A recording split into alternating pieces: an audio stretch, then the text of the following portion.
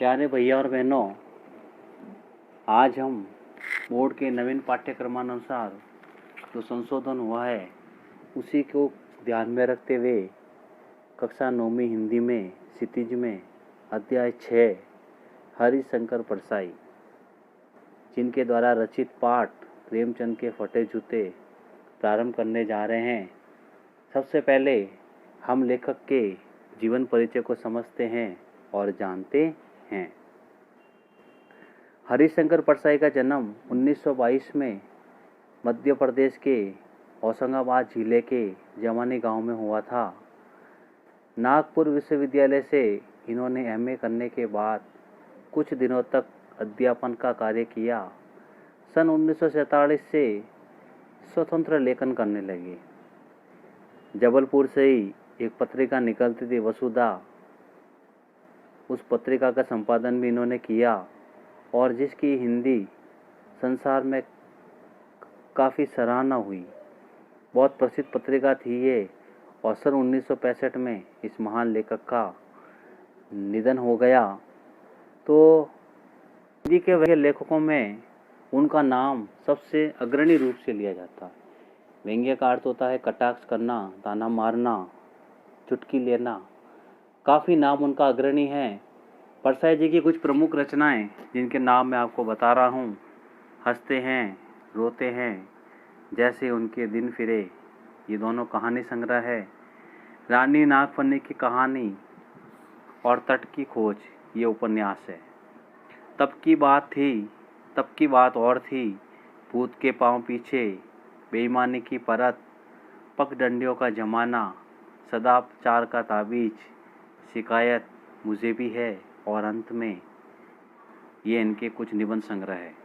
वैष्णव की फिसलन, तिरछी रेखाएं, ठिठुरता हुआ गणतंत्र, विकलांग श्रद्धा का दौर, ये उनके कुछ व्यंग्य संग्रह है जो कि बहुत प्रसिद्ध रहे हैं, बहुत ही उल्लेखनीय रहे हैं। उनके द्वारा रचित रचनाओं में भारतीय जीवन के पाखंड, भ्रष्टाचार, अंतर्विरोध, बेईमानी आदि पर लिखे उनके व्यंग्य लेखों ने शोषण के विरुद्ध साहित्य की भूमिका निर्वहन किया कि उस समय किस प्रकार लोगों के प्रति जो शोषण होता था, कमज़ोर वर्ग के प्रति किस प्रकार उनके साथ बेईमानी, भ्रष्टाचार किया जाता था, उसकी भूमिका में उन्होंने कई साहित्यों की रचना की, उसका निर्वाह किया। उनका व्यंग्य लेखन परिवर्तन की एक चेतना पैदा करता है। कोरे हास्य से अलग यह व्यंग्य आदर्श के पक्ष में अपनी उपस्थिति दर्ज कराता है। सामाजिक, राजनीतिक और धार्मिक पाखंड पर लिखे उनके व्यंग्यों ने व्यंग्य साहित्य के मानकों का, मापदंडों का निर्माण किया। परसाई जी बोलचाल की भाषा में सामान्य भाषा का प्रयोग करते थे ताकि हर किसी को आसानी से सामान्य भाषा समझ में आ जाए, किंतु उस भाषा की संरचना का अनूठापन इतना अधिक अच्छा होता था कि उस भाषा की मारक क्षमता बहुत बढ़ जाती थी, कटाक्ष करती थी, व्यंग्य करती थी और बहुत ही कम शब्दों में अपनी बात को वे बहुत ही सहजता से, आसानी से कह देते थे। यही इनका जो आने वाला जो पाठ है, इस पाठ के अंदर भी अपने को व्यंग्य भरपूर रूप से मिलेगा। आइए हम पाठ के बारे में कुछ जानकारी प्राप्त करते हैं।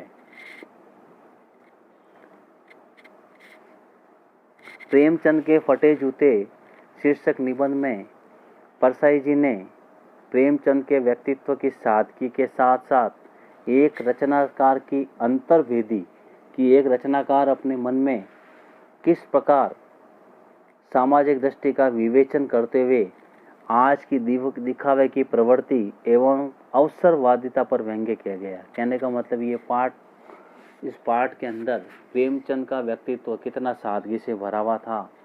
सादगी का वर्णन करते हुए किस प्रकार एक रचनाकार अंतर्वेदी सामाजिक दृष्टि का विवेचन करते हुए आज संसार के अंदर जिस प्रकार दिखावे की प्रवृत्ति है और किस प्रकार अवसरवादिता, हर व्यक्ति अवसर का लाभ उठाता है, उसी बात को इन्होंने व्यंग्य के रूप में, एक लेख के रूप में हमारे सामने प्रस्तुत किया है।